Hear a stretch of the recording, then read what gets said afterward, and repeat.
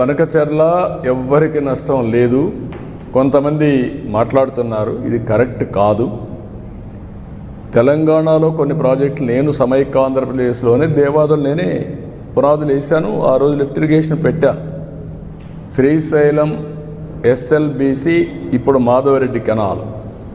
అది చూసిన తర్వాత ఆ రోజు నేను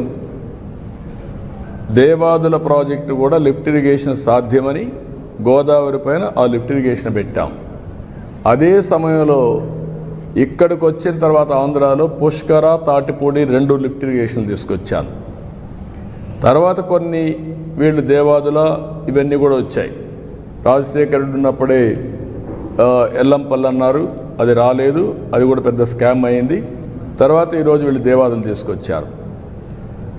గోదావరిలో నీళ్లున్నాయి, పైన ఉండేవాళ్ళు వాడుకుంటారు, కిందలో వాడుకోవచ్చు.